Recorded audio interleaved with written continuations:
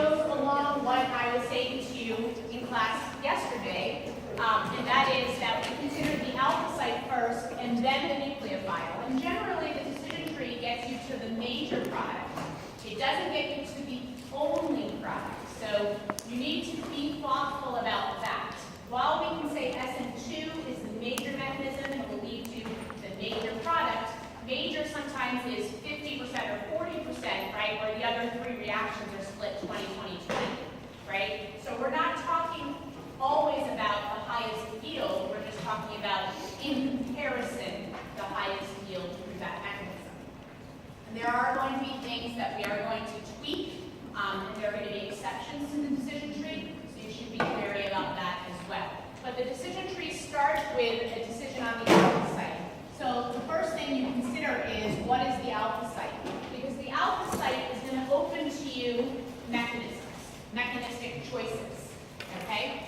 Truthfully, only the primary is a start on the decision tree that I have, but we're going to put out all the potential alpha sites that we can have. So I can have a methyl alpha site, I can have a primary alpha site, I can have a secondary alpha site, I can have a tertiary alpha site. I can have a primary allylic alpha site. This would be similar to a primary benzylic alpha site. So say something like this. I can have a secondary allylic or benzylic alpha site.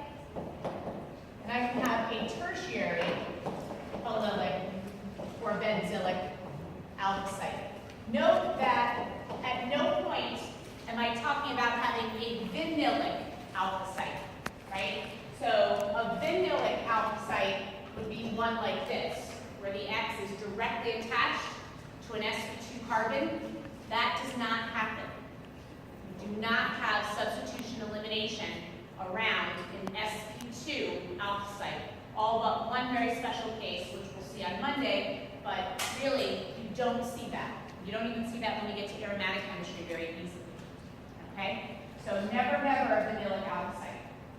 So when I consider all of these alpha sites, and I consider the thoughtfulness that I need to put into SN2, SN1, E1, and E2, I can decide by looking at these alpha sites if those mechanisms are even possible at these sites. For instance, at a methyl alpha site, right, the only mechanism that is only ever available to me is SN2. That's it. There is no possibility for an SN1 mechanism, definitively no possibility for E1 or E2. E1 or E2 requires a beta site, right? So you have to pull a proton from a beta site. So there is no way you're ever going to get E1 or E2. That's just not physically possible. The reason that SN1 isn't a viable mechanism choice here is because we consider for SN1 the formation of a carbocation intermediate. That's the first step, right? The first step in an SN1 mechanism would be for the leading group to come off and for us to form a carbocation intermediate. And a methyl carbocation is really, really unstable, okay? When you think about carbocation stability, that is the worst carbocation that, well, other than vanillic, that we can have. So SN1 is not at all viable. There is no viable mechanism here but SN2. So really, any nucleophile you present is going to run an SN2 reaction. Now, sure, SN2 prefers a moderate nucleophile, something that is charged, it's going to rule the reaction. But if there's no other potential viable mechanism, right, then it's going to run an SN2, albeit slowly. So C on your homework, C was asking about methyl iodide, and it was reacting with CH3OH, which you know to be a weak nucleophile. Its conjugate acid is CH3OH2+, and hence it has a pKa of said conjugate acid below 0, and you would say then that it would be as an SN1 nucleophile. But SN1 cannot run at that center. Therefore, SN2 is the only viable one. Does that make sense? You have to think. Never ever can SN1 happen here. And truthfully, never ever can SN1 happen here. SN2 is also pretty much the only viable reaction that happens at a primary alpha site as well. SN2, because it's uncrowded, right? Not SN1 or E1, because SN1 or E1 would have to proceed through a primary carbocation intermediate. And a primary carbocation intermediate is also not stable enough to actually exist for any fair amount of time for it to be a viable electrophile and for a reaction to occur here, okay? So SN2 is definitively the favored mechanism here. There is an exception, okay? And the exception is that E2 will run, because there's obviously a beta site. E2 will run if you use what's called a bulky nucleophile. If you use something like a bulky nucleophile. We will only have one bulky nucleophile. I don't want you in this lecture setting to ever consider anything else being bulky. There's not a question for you to decide is it bulky or not. The only bulky one we'll use, since I'm now about to erase this, is T-butoxide. So T-butoxide has this structure, okay? It could be written as CH33CO-, could have paired with an ion, right, like K or sodium, but it will have this generalized structure. T-butoxide will run an E2 reaction here, okay? So that's the only exception. So our decision tree doesn't even start with the methyl, because the methyl will never run E1 or SN1, ever, or E2. Can't run E2, there's no beta site. Only ever SN2. So we don't even need that in our decision tree, because that's it, right? So our decision tree starts with this primary, which is where we are now, and when you classify your alpha site as primary, you know that the next and only question you ask yourself is T-butoxide present? Because if T-butoxide is present, you know this is going to be E2, and if it's not, you know it's going to be SN2. So when you're at a primary site, your next and last question is this T-butoxide that I'm reacting with? The answer is no, it's SN2, and now you need to put your prowess in thinking about how to make that SN2 reaction happen. Okay? The trouble is when you get into this category here. Let's just see if we just stop here for a second. That was secondary, that was secondary, secondary, secondary. Most of these others are secondary, tertiary. Okay. So the trouble comes when we get to this secondary category. Okay? Because secondary is still considered uncrowded. Okay? We haven't crowded it out enough. Okay? It has a viable beta site, so E2 and E1 become viable, right? And it also presents a relatively stable carbocation intermediate, which means now you have hit a category where every one of these reactions can happen, right? So you can have SN2, because it certainly is not crowded enough to defy SN2 as a possibility. You can have E2.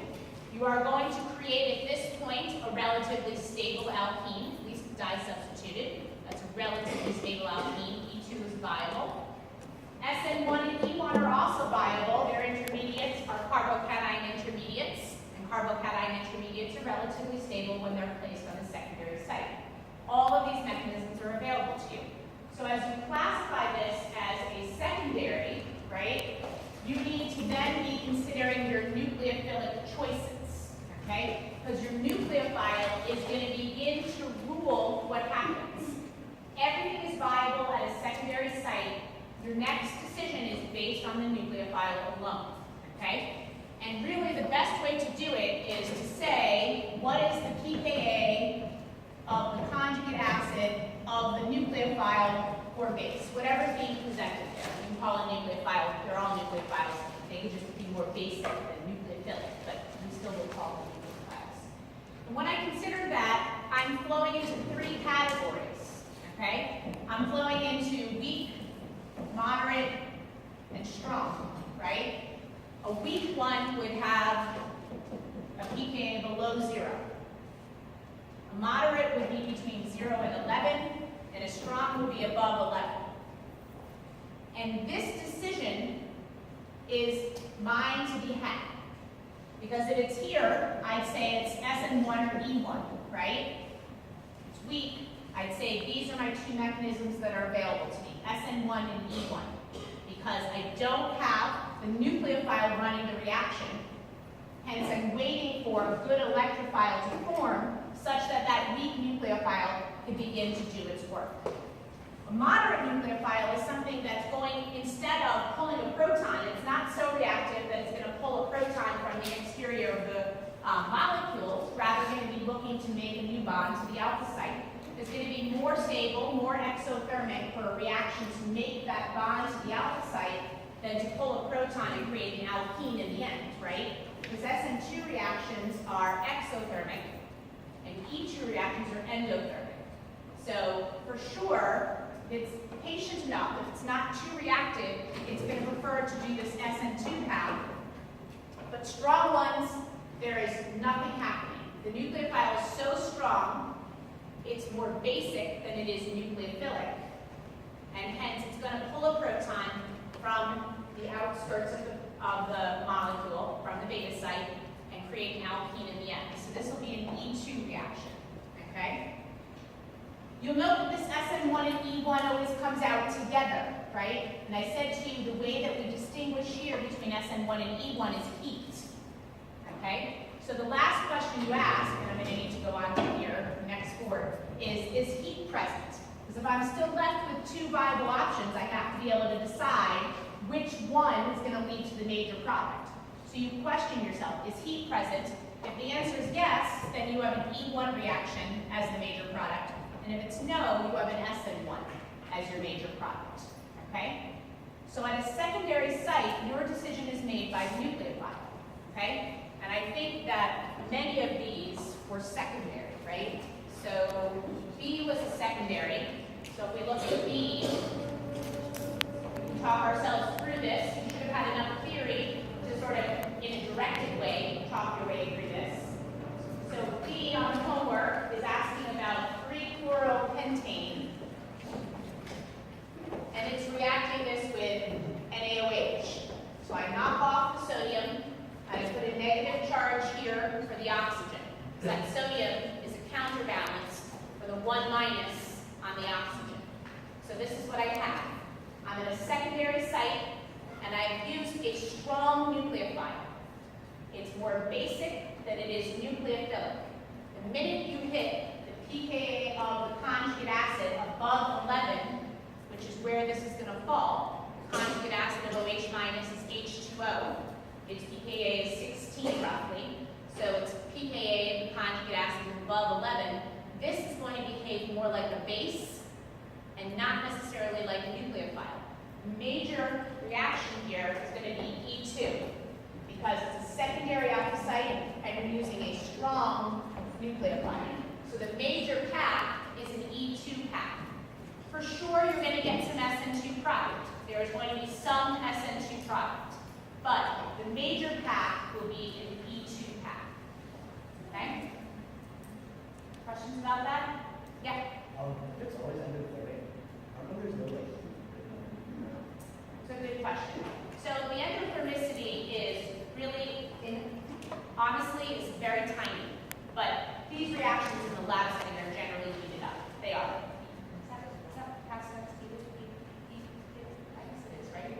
Sometimes, you know, when you talk, it doesn't sound right. Like you say something and you're like, is that really correct? But regardless, heat would help, but it's certainly not going to promote SN2 over E2 here. Do you see what I'm saying? Because with this molecule, this nucleophile is too basic to do SN2 over E2. Yes? If you have a secondary site and it's a moderate nucleophile versus heat, would it favor E2? It would begin to favor E2. However, that might be a place I'd stay away from.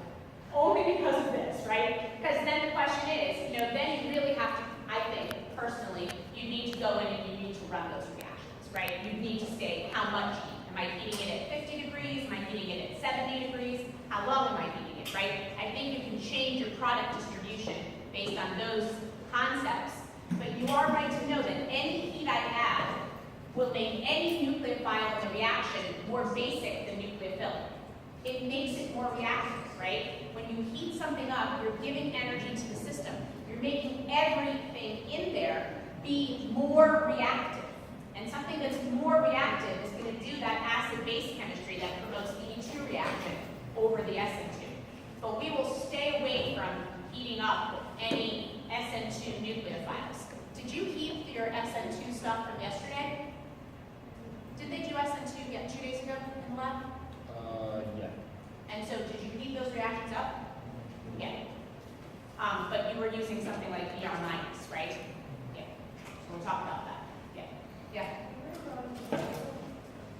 So the mechanism here is going to be, in this case, pull of beta proton and push out of the leading group to leave me with 2 pentene. Okay?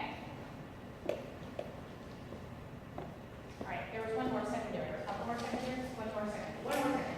Okay, so the other secondary was D. E was also secondary, but it was secondary allelic, so I've got to go back to that. Okay, so you haven't hit that yet, right? So you need to do a little bit more thinking.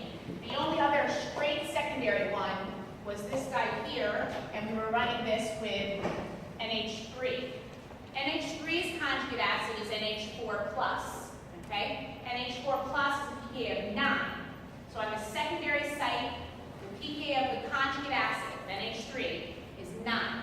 Hence, it's a moderate nucleophile, and this is going to run then an SN2 reaction. Now, you might have been able to argue with an SN1 reaction because it's neutral, right? It's a neutral nucleophile. But nitrogen has a lot of prowess. It's got a lot of basicity associated with it, right? So it becomes more nucleophilic than you would consider based on its neutrality alone, okay? But this definitely is going to run an SN2 because it's a secondary center which is uncrowded and a moderate nucleophile. Yes? Okay. So we come on to the tertiary site, and when I'm at the tertiary site, I know that SN2 is never going to happen.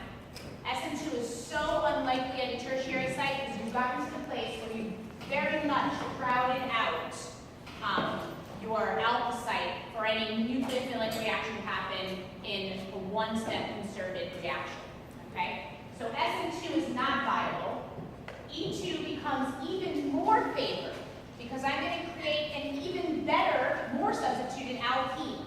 Okay, so this reaction becomes less endothermic as I increase the substitution level of the alpha site for sure. So E2 is really very viable. It is a major contender, major competitor here at the tertiary site. But I also know that I can create very stable carbocation intermediates, right? Which means that SN1 and E1 are viable here because I create, when the leading group leaves, a tertiary carbocation. And a tertiary carbocation is one of the best carbocations I've known to date, right? So certainly these are viable mechanisms. So the question is, how do you discern between these, okay? And this is debated to some extent in literature based on much more stringent considerations of nucleophiles and nucleophiles versus bases, which we aren't going to get into here. We're going to simplistically say that if my nucleophile is moderate or strong, it's going to run E2, okay? So I still am going to use this idea of pKa to sort of help me discern the difference here. When I'm at a tertiary site, I'm going to say the pKa of the conjugate acid of the nucleophile is what I want to consider. And I'm going to fall out into 2 categories. I'm either going to be above 0. Just a second here. I'm okay. It's all good. It's nothing like the time 8 years ago when I hurt my knee the day before running and I came walking down the stairs.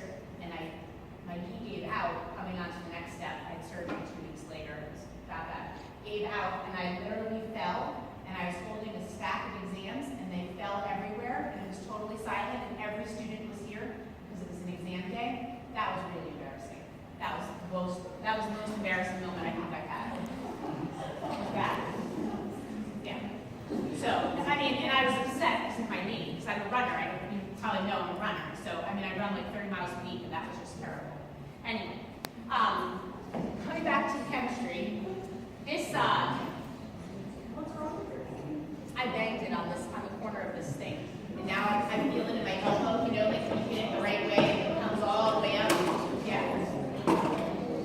I'm not dying. It's okay. I'm definitely not dying. Okay. We talk about the time. Actually, maybe the most embarrassing moment is when my water broke in class. That was a good one.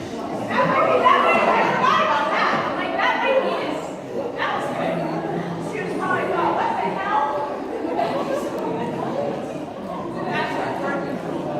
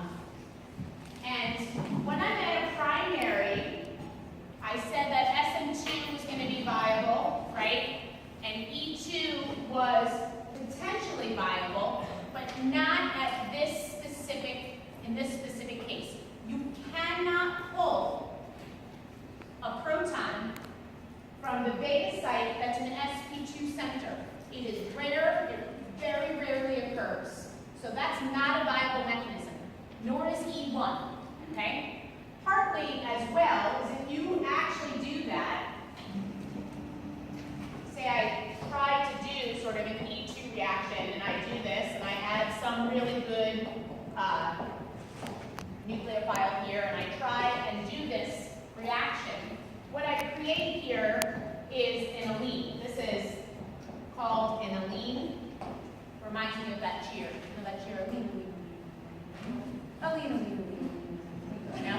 Come on. You guys need to like, really? You don't know that cheer? Okay, well, we'll Google that and find out. It'll be part of your education in organic chemistry. Maybe something you remember more than this. But regardless, an allene is two cumulated double bonds. That's what he calls cumulated. When they're one right next to the other, they're cumulated. So these cumulated systems are very, very unstable because the central carbon here, right, this is carbon, this central carbon is sp hybridized, and it's got to maintain two pi bonds in two different axes and the sigma bond. It's a very twisted system. It is a lot of steric strain, like sort of a torque that's associated with it, makes it very, very unstable. Allenes are not stable creatures, and they are not created. Hence, you do not see E2 or E1 from these primary allylic and benzylics, because in order to do that, you would have to pull the proton from an sp2 center, and the result would be an allene every single time. An allene is not viable, okay? So that's out. They're off the market. So these primary allylic and benzylics now have totally cut off, completely, 100% cut off the elimination reactions. They are uncrowded, so SN2 is viable, but interestingly enough, SN1 becomes viable. SN1 becomes viable because this carbocation intermediate is actually pretty stable. It's resonance stabilized. We're going to build out a new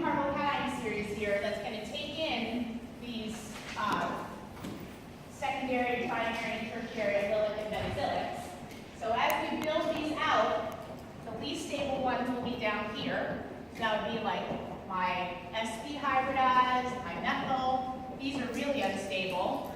Primary, secondary. Surprisingly, primary allylic belongs here. And benzylic. It belongs right here. Primary allylic and benzylic is slightly eking out a secondary carbocation. Okay? So if they're more stable than a secondary carbocation, for sure that carbocation is a viable option. Okay? And the reason that it's fairly stable is because of the resonance stabilization, right?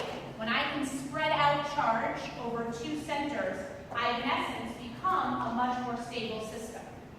So SN1 and SN2 are viable here. Okay? So how do you think you would discern between SN1 and SN2?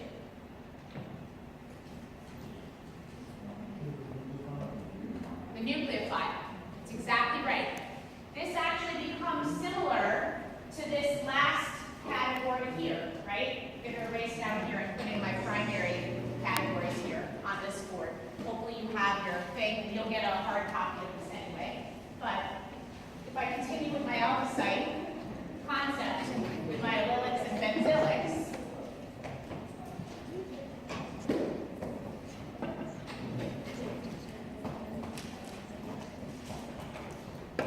okay? Really, what I want to ask myself is the pKa of the conjugate acid of the nucleophile. Generally, if it's above a 0, this is going to be SN2, and if it's below 0, this is going to be SN1. There's no potential for E1. It's SN1 or SN2. When I have nucleophiles pKa above 0, that negative charge is the ruler of the reaction. It's charging forward to look for something to react with. Okay? Does that make sense? Okay, so we're finally getting into a category where we have more homework questions, right? This is secondary allylic or benzylic. And interestingly, secondary allylic and benzylic belongs here. Secondary allylic and benzylic is more stable than a tertiary carbocation. So it's even better than a tertiary carbocation. That's pretty incredible, right? Resonance stabilized, very stable carbocation intermediate. At this point, because we're uncrowded, okay, and we have a very stable carbocation, we're truthfully similar to a true secondary, okay? SN1, SN2, E1, E2, all viable.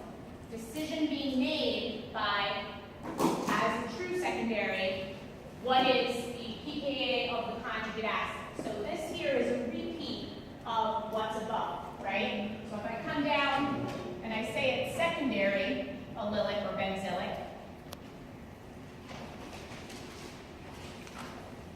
I say what's the pKa of the conjugate acid of the nucleophile, and again I'm categorized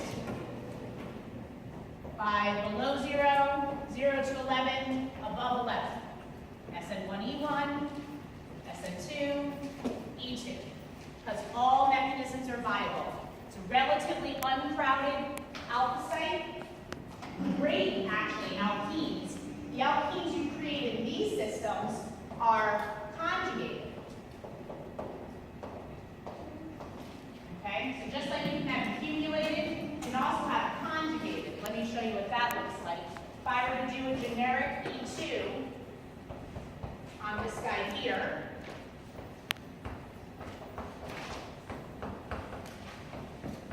I have to pull from the sp3 center, never the sp2 center. So I have to pull from the sp3 center, and this will come back and kick out, and this creates for me a molecule that looks like this. Double bond, sigma bond, double bond. This is what we call a conjugated system. And a conjugated system is very stable, okay? There are two molecular orbitals that would be considered bonding molecular orbitals. Those words never come out of my mouth, right? Molecular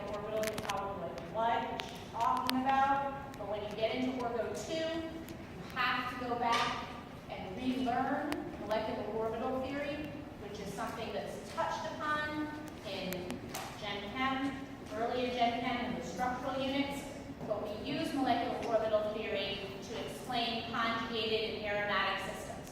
So we bust out molecular orbital theory at Orgo 2, and we teach it from the ground up, trying to understand. Bottom line is, the true reason that this conjugated system is more stable is due to molecular orbital theory. It's all theoretically framed from that. Most alkenes have what we call one bonding molecular orbital, whereas this has two very stable bonding molecular orbitals. Two is better than one. It's kind of like a resonance concept. And hence, these systems that are conjugated, double, single, double, are very, very stable. Okay? Extremely stable. Interestingly, if you stop and think for a minute, and you consider maybe if you can see the structure of DNA, you can see the bases that are used, right? The nucleotides that are used, A, T, C, G. When you think about those structures at the atomic level, you would actually see all of the conjugation that's utilized in those systems, which is really quite amazing. Nature has selected, very interestingly, very stable systems for creation of life. It's amazing to take that frame and look at it, okay? Whether you believe in divine intervention or evolution, it doesn't matter. Whether God did it or it's evolutionary based, it's still an amazing outcome, okay? To think about the stability of those systems, all right?